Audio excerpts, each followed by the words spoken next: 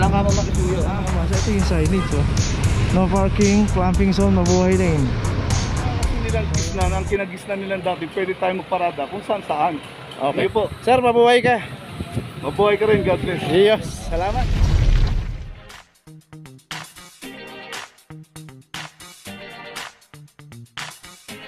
Papa Joe TV.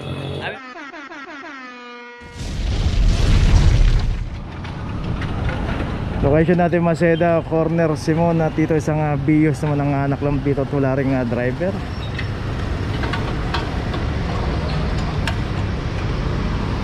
Number niya?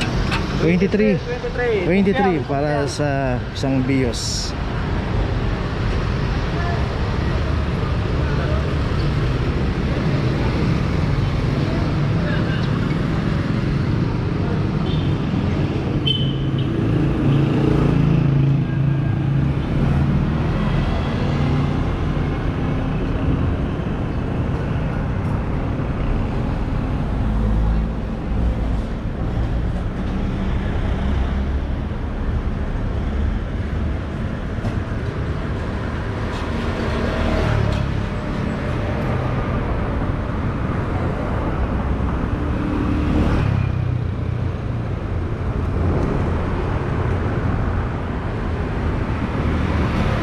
Okay, itong isang bios at may notice na rin na po tayo. Okay, dito nga ito Vicente Cruz, corner Honrades. At dito isang Isuzu from number 2324. Saka yung iba pang sasakyan dito.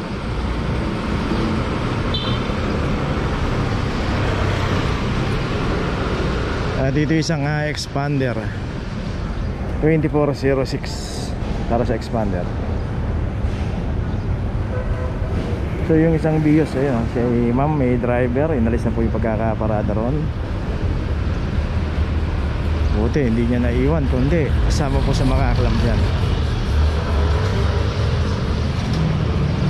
Kahit po i-hazard natin yan, bali wala po yung hazard. Ang kailangan po, kung nandyan tayo, alisin na natin yung sasakyan na yun. Yung isang sasakyan dun, meron pang pangalan ni chairman doon sa harapan. Ay nako, tuloy na po tayo. Location natin Pureza Extension, corner Paltok. Dito isang Isuzu Crosswind. At ito lagi rin nakaklam to. Talagang walang garahe dito lang talaga. 2410 para sa Crosswind. Dito naman po random naman po yung operation. Pagka inabutan yung ating sasakyan, matik na po yan. Ayun na, sabi ni ko yan, naklam na. Marami sigurong pantubos yung may-ari talaga nito.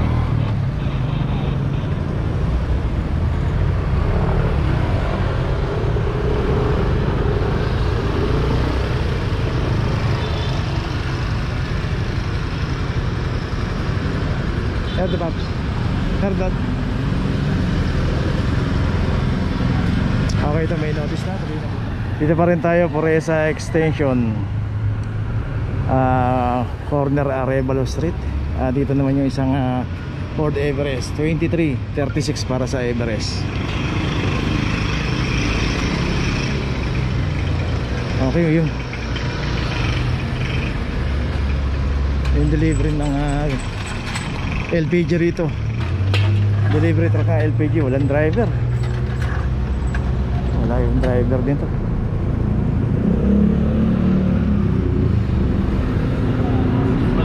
$23.21 para dito sa Isuzu L. So ganoon naman po, random naman po yung operation. Kaya inabutan po yung walang driver, matik na po yan. At kaya niya meron din naklap na isang Everest dito.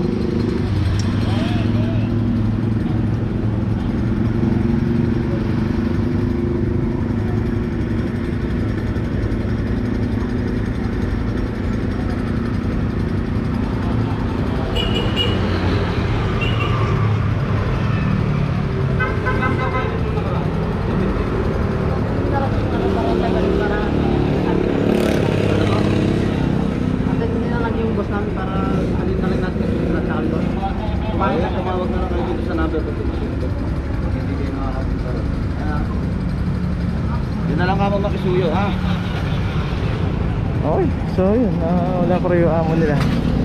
kaya hindi raw mailipat. Tuloy na po tayo.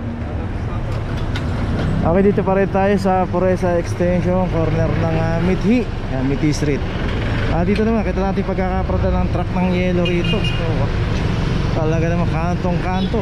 Clam number 2339 para sa truck ng yellow na wala rin driver dito. Ayun nga, dapat pagka pinarada natin yung mga truck natin, iayos naman natin. Huwag natin ibalagbag yung pagkakaparada. Saka to, isa pa, truck yun ng yellow. Wala rin driver.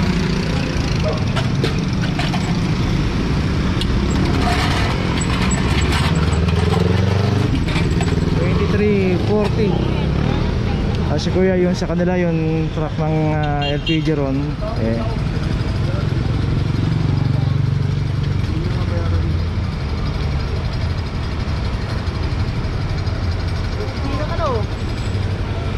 so dapat talaga yung driver nandito palagi, kasi kung dito lang natin pinaparada yung sasakyan, dapat yung driver maga natin papasukin, o kaya ilipat natin ng paradahan na yung hindi po dinadaanan ng operation.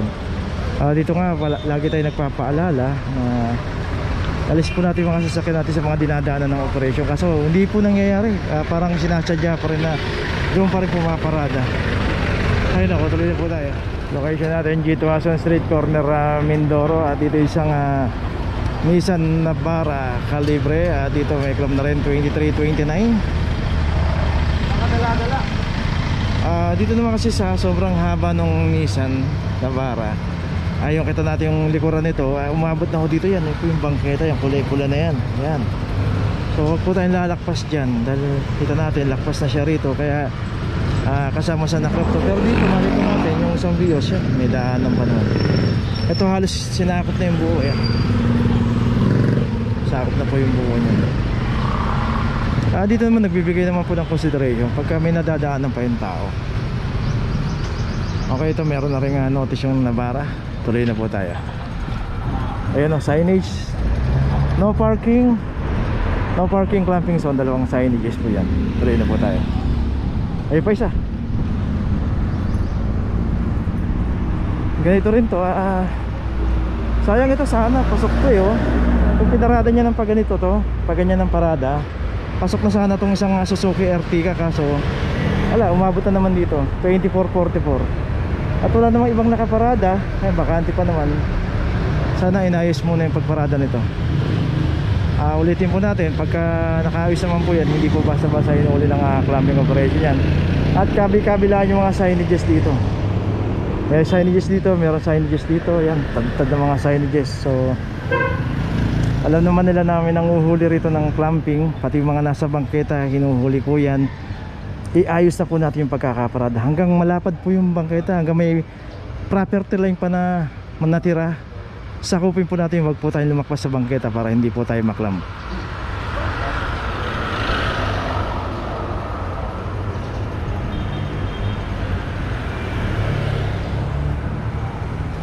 Ito yung notice sa Suzuki Ertiga. Tuloy na po tayo. Okay, dito ngayon tayo sa G2 corner Leyte del Sur Street. Dito yung isang Avanza. Dito nga makikita natin yung pinaradaan ng Avanza. Ito yung signage no parking, clamping zone, mabuhay lane. So dapat pagka nakikita natin yung mga signages na ganyan, saka alam po natin clamping zone area to, mabuhay lane pa. Tapos alit pa ng kalsada ng G2. Dito tayo paparada. Saka pag naklam po tayo, sana matuto na tayo. Huwag na natin ulit-ulitin pa.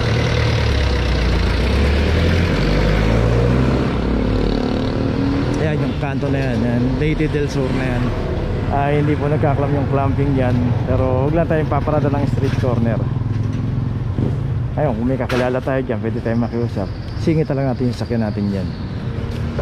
At ito naklam to dahil walang driver. Okay, tuloy na po tayo. Okay, dito pa rin po tayo, G2 corner Bohol Street. At ito meron ng club number 2438. Wag po natin iwan yung mga sasakyan natin dito, dahil pagka inabutan po yan, makakalam po yan pag walang driver.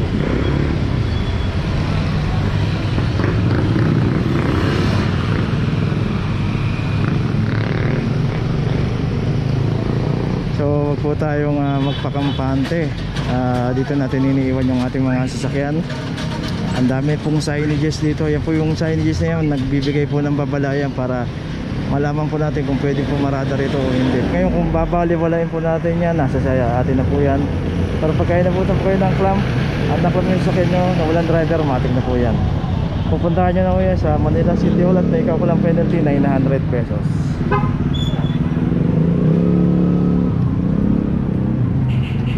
Okay, ito may noise na rin. Tuloy na po tayo.